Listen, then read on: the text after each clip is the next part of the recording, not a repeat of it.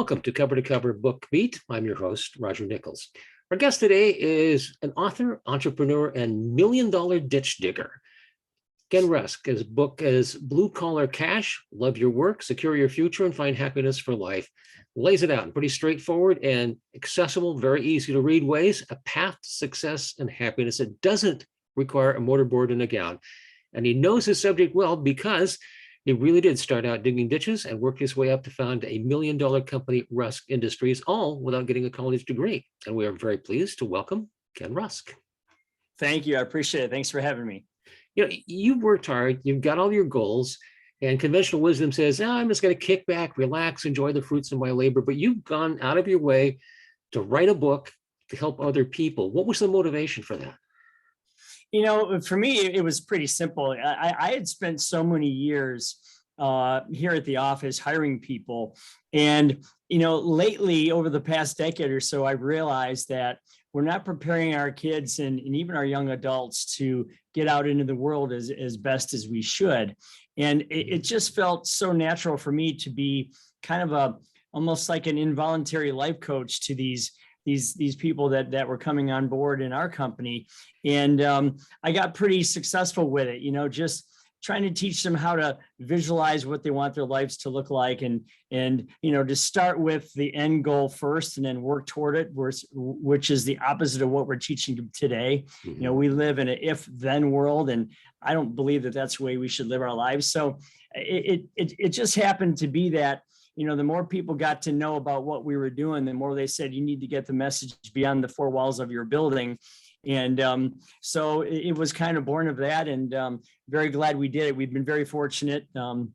It's going pretty well, and I couldn't be happier. I love to reach people, and if I can change anybody out there and at least make them aware of what their options are, I'm going to go do it.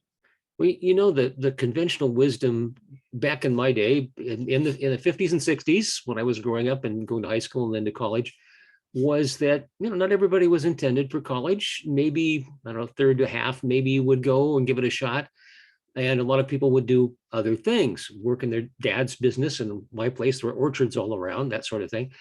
But I'm wondering if with the start of, after World War II, with the GI Bill, which got a lot of people who weren't able to go to college before, we kind of changed our attitude and said, well, everybody should give it a shot. Well, you know, I think there was kind of a perfect storm that happened, and my time frame is going to be the mid 80s, because that's when we decided to get rid of shop class in our high schools and kind of replace that with computers. And, you know, I've always thought, well, obviously we need to learn computers. Everybody does. Even in blue collar fields, you need to have some computer skills. But why did that have to be, you know, a binary option, one versus the other? I mean, why couldn't we have had both? So I think if you pair up that time frame with, you know, the advent of handheld computers and devices, where now, you know, kids aren't even discovering how to build a tree fort in their backyard anymore. They're building it on a cell phone with games like Minecraft and whatever. And that's fine, but you don't really get the true feel for what a good hard day's work can give you. And I think that's the difference. So if you have those two kind of forces working against us, and then the fact that colleges are really good at saying, you know, if you don't go to college, you're never going to amount to much. You have like this perfect storm of people saying, that's my only path, and that's the only way I'm ever going to be successful. Yeah, we've had another, well, it's kind of shifting back these days, or at least I hope it's shifting back, because all of us old baby boomers are retiring out of the job force and leaving behind a lot of empty positions to fill, a lot of need in that. So that's one. College, in 1970, when I went to the University of Oregon, it was $135 a term, or $405 for a year's tuition. Now it's over $12,700. If you want to go to Harvard, it's $61,000 just for the tuition. You used to be able to work a summer job, or maybe a couple of them because you were making money, and be able to go to school on that. And you can't do that anymore, and you end up with huge debt. You know, it's funny because when I talk to parents, you know, let's assume you're a parent and you have 4 kids. Well, they're just locked into this theory that all four of them need to go to college, whether or not one or two of them might have been better off doing something with their hands, like carpentry, plumbing, electricians, hairdressing, being a baker, whatever that might have been. And it's so funny when I talk to them, because I'll say, if you think about an average college with all in costs, and I mean all in, you might be paying $30,000 a year, maybe 40. If you take that times 4 years, that's $160,000 potentially. And I hope that you're not borrowing all that money. But if you go right out of school, especially now, right out of high school and go to work, you can actually earn $40,000, which, if you think about it, that's $160,000 on the positive side, which is a $320,000 swing in your asset base by the time you're 23 years of age. So I'm not saying that you shouldn't go to school. I'm not anti-college. If you want to operate on my shoulder so I can get back on the golf course, or design a building, or teach somebody, or manage money or something, yeah, definitely go to school if you have a definite reason to go. But if you're just going to go, there's some financial reasons why that may not make sense for you. Yeah, absolutely. Well, as you point out, you get a head start on earning if you go right out of, there's 4 years difference right there, and all that stuff. Also, the COVID pandemic has kind of exacerbated the situation. A lot of jobs just closed off, and we have a desperate need. And I work for a lot of journalism, and I cover a lot of government agencies. And you just try, I don't know how many projects have been postponed because they just won't even get companies to bid. They're so busy, they take the biggest projects and leave the smaller ones. So, well, yeah, I always look at, the law of supply and demand is one that always is successful as long as you don't manipulate it. Yeah. So, I mean, if you let markets work, they're pretty efficient. So, where supply is low, demand ends up being high, and wages usually follow that. So now you've got carpenters, at least in our town, you have finished carpenters making as much as family doctors and lawyers. So, I mean, you have plumbers making 6 figures plus, running their own small businesses. So to me, it's, I always say this, and it's somewhat controversial, but I grew up as a ditch digger, and it was probably number 99 on my list of 100 things that I wanted to do, but it was a means to an end, and I could control my own input, my output. I could control my financial rewards and what have you. So, I don't always think it's, so much what you do for a living as it is what you do with what you do for a living. And that's why I think if your goals are strong enough and you can visualize the kind of life that you really want to lead, there's a lot of different ways to get there. And as long as you get there, that's really all that matters. There's an old thing about, gosh, I have a 5-year plan, but it's going to be so long and hard and arduous. And the answer to that is, what will you be like in 5 years if you don't do this? Well, yeah, I mean, that's a great point. And I can tell you this, I hate to tell you that I'm 57 years of age, but I can't remember being 47. That's how fast it went by. So, when people tell me about, 2-3 years away, I say, look I planned my first vacation to Scotland so I could go golfing 3 years out.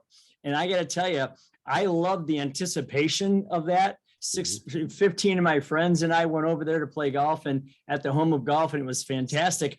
Those 3 years flew by like a weekend.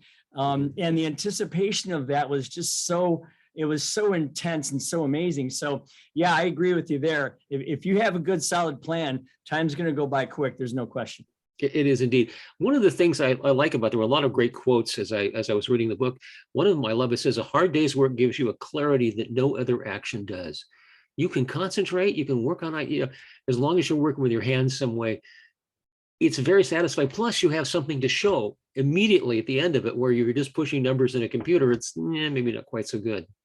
Well, I think that every job is important. There's no doubt. But I mean, if you're someone who's stuck in a cubicle on the 17th floor and you feel like you're just a very small cog in a big wheel, and you realize that, I'd be much more passionate if I was, building furniture that I could sell, or if I was, creating things like, we used to call it the stand back moment, where, you planted, 15 pine trees and moved a bunch of boulders and mulch and flowers and everything. And you made this house just beautiful. Right. And then you stood back at the end of the day and, you had your hand on your shovel and you stood back and you looked at that and you said, wow, I built that. That's going to stand the test of time. And I just don't think people understand how important that really is. And you don't always get that with an office type environment. Yeah, that is true too. I have another quote that I really liked of you. You said, for every baby with a smartphone in his or her hand today, there's going to be a need to hire someone who knows how to use a shovel or a rake or a hammer or a wrench. So, yeah. Well, look at it this way. If there's, they say full employment in the United States is somewhere around 165 million. Okay. So I know by doing the research that about 70 million of those people do something with their hands.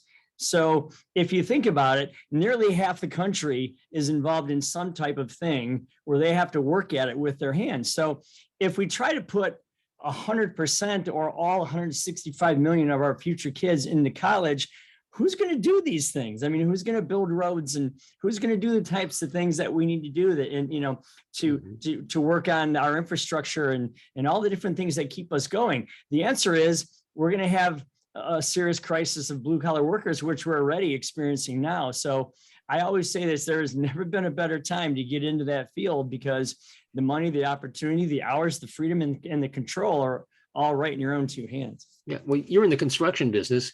How busy are you right now?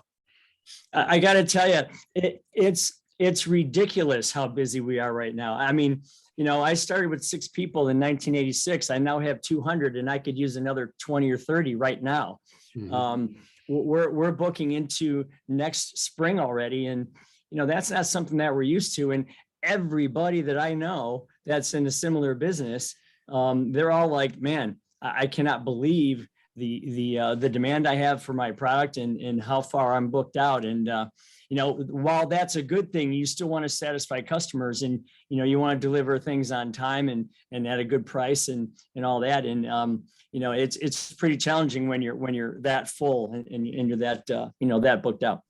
Yeah, and there's it's kind of a social stigma too, or used to be, or grow over the years, that, well, you don't go to college, you don't measure up, you're not smart enough, you're not hardworking enough, etc.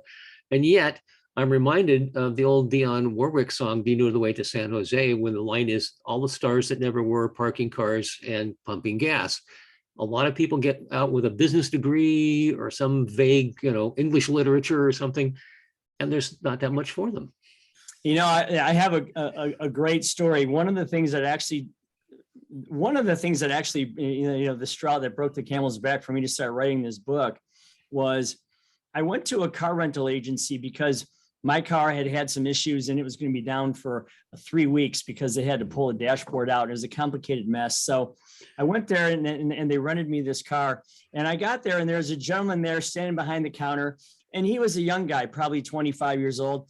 And he was putting his best foot forward. I mean, he had a 3-piece suit on and each piece was from a different suit, but he was trying to make it work. And I was really happy for him. So, but we got to talking because, it was going to be an hour before my car was ready. And we talked about what he was doing and who he was. And he said, I really think I was kind of sold down the river here because my parents said I had to go to college. So I had to go to college, and now I have like $60,000, $70,000, $80,000 in debt, and I'm working at this car rental place and I'm barely making $28,000 a year. So I would have rather have been a carpenter.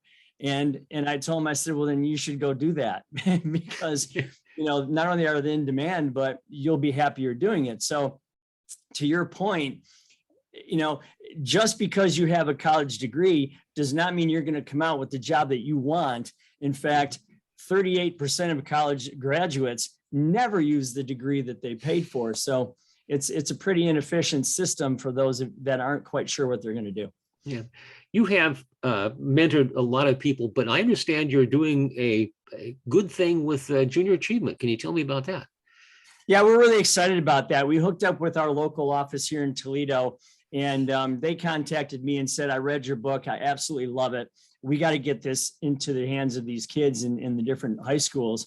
And so we launched a program about 3 weeks ago where we found sponsors to put 12,000 books in the hands of kids all across the country. And it's really cool because there's probably 1 million or 2 kids in junior achievement. And this is kind of a seed program. And I'm already working with several offices around the country to get this program. It's not only the book, but it's a course that goes along with the book that teaches kids how to step back for a second and say, wait a minute, I'm in control of my future. I know what I'd like my perfect nirvana to look like. I know what my comfort, peace, and freedom would look like. I'm going to draw that out, and then I'm going to take this course and follow along with the book, and kind of graduate as someone who's thinking a lot more clearly as to what my future could look like. And we're really pleased about it. It's starting to take off, and we couldn't be happier. Great. Somehow I have a feeling you should be doing the next TED Talk. You know what? It's so funny because I had someone else tell me that the other day. If there's anybody out there that knows how to get on a TED Talk show, please let me know, because it's not the easiest thing to do, but I would certainly love to do that. Because you've got a message here, and I don't know if you had a lot of help, but if you wrote this book all by yourself, you're an amazing writer, because the clarity is perfect. Well, it's funny because I probably had about 80,000 words. You know, it started off as a letter to my daughter about what I thought was important in life, because, you know, we all spend time doing our job, and we're all super busy, and we're all too busy, and we sometimes lose focus on what's really important. And the words comfort, peace, and freedom kept coming back, and they just kept showing themselves as this almost interconnected triangle. So yeah, that one thing led to another. And the good news for me, and I heard this from several publishers and editors and whatnot and agents, that they kept about 85% of my book.